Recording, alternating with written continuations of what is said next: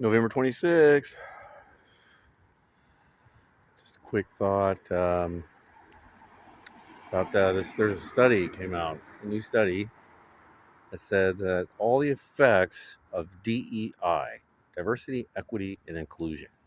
Okay, it sounds great. It's a goal we all have. We want everybody to feel comfortable and good and feel included.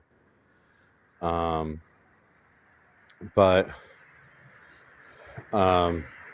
the effects of the policies, the way that they're implemented, and the way that the curriculums are written, the way the languages are written, the way the HR policy comes out in the corporations and stuff, the DEI, that the effect of it increases racism. That's what they found. It actually increases hostility and increases racism, and it seems like it's dividing people. It's not healing.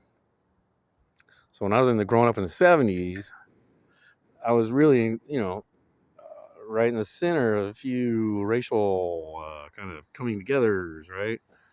Lots of times and interesting times. Martin Luther King got shot, riots, all kinds of stuff.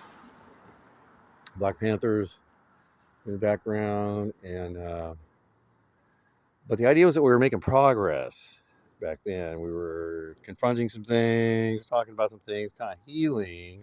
There's also some people like Fred Hampton that were doing some work kind of across racial lines, along sort of class lines.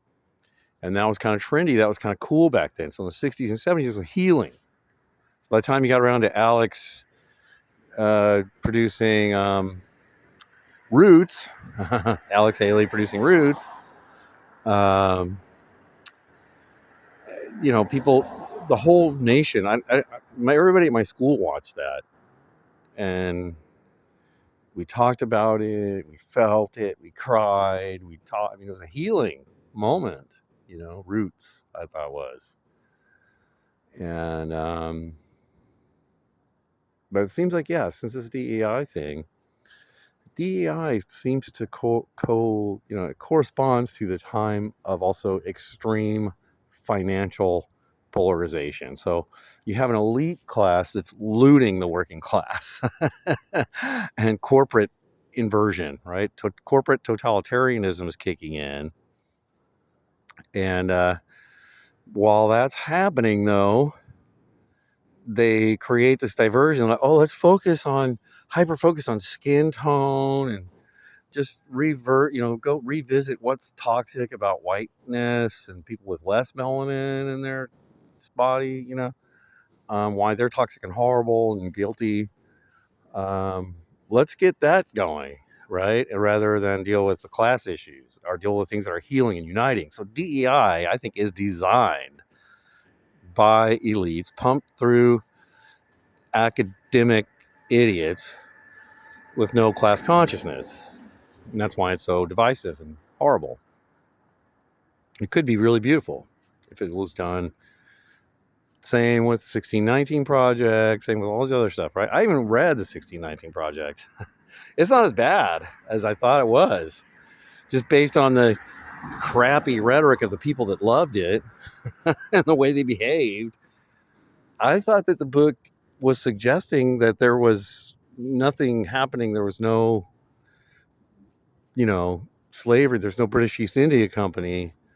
And that America invented slavery, right, in 1619, that there was never any slavery, and just like everybody was beautiful and everybody on the planet just kumbaya and love. And then suddenly, like, some really weird white American men decided to do slavery, starting fresh, boom, just out of the blue, 1619, right? That's kind of what I thought. And that's what happened in people's minds with the 1619 Project. And that's weird. That's revealing, because I went and actually read it, and it's not that bad. It actually has some real history in it.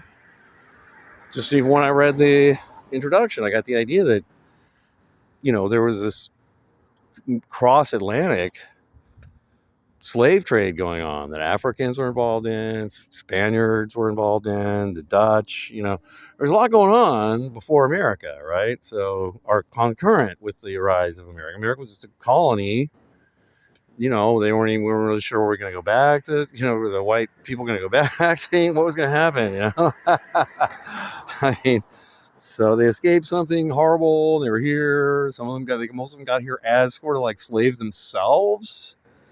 That's another thing that's not acknowledged. A lot of the white people that are here, descended from Europe, got here as indentured servants themselves.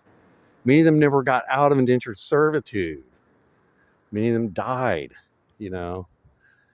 serving their master. It's not chattel slavery. It's not forgiving chattel slavery. It doesn't take anything away from the horrible aspect of chattel slavery. But it's just kind of like one of those things that we don't ever talk about. There's also this thing like whiteness is monolithic. Like there's no difference between a white person who is a totally, New England blue blood, super richy, and a white person who's from Poland or something. Like there's no nuance, right? There's not Irish versus British or none of that. Just everybody's white. Right? They're all horrible and white. And no whites have intermingled with blacks. No whites have intermingled with Cubans or Native Americans. There's not a David Folsom or a John Ridge. Like white. They had white dad, Cherokee mom, Choctaw mom, and became Cherokee Choctaw. Even though their skin was white, right? Pretty much. But today, that person, John Ridge, David Folsom, by an HR department or somebody wielding this DEI, they would be vilified, right? Just based on their skin tone. And they're not even interested. Are you part Native American? In fact, that gets mocked. You bring up your actual heritage. Oh yeah, no, you're gonna say that's like, I guess it's a Holocaust, huh? Well, yeah, Trail of Tears, was kind of like a Holocaust. This whole victim status thing. Who's the biggest victim? So you get into this thing of like, oh, well, now, my people were super abused, so now we can do back to you, right? That's an unfortunate thing that the European Jews have kind of,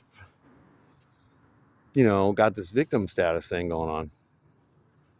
And it's not empowering in the end, doesn't help anybody. When you fight for affordable housing, that helps everybody, and then racism gets better. It goes down. When you fight for affordable health care, when you actually take on the private equity, HMO, biopharma machine that's destroying everything, when you confront that finally, take that on in a unified coalition of whites and blacks and Native Americans and people just trying to get better health care, that would be empowering. That would be healing. That would be awesome. But when you implement language and policies and stuff that kind of like have this like original sin, this kind of guilt, it's kind of like toxic, white males are toxic. Well, that's actually sexism, right? So you want to move away from that. All right.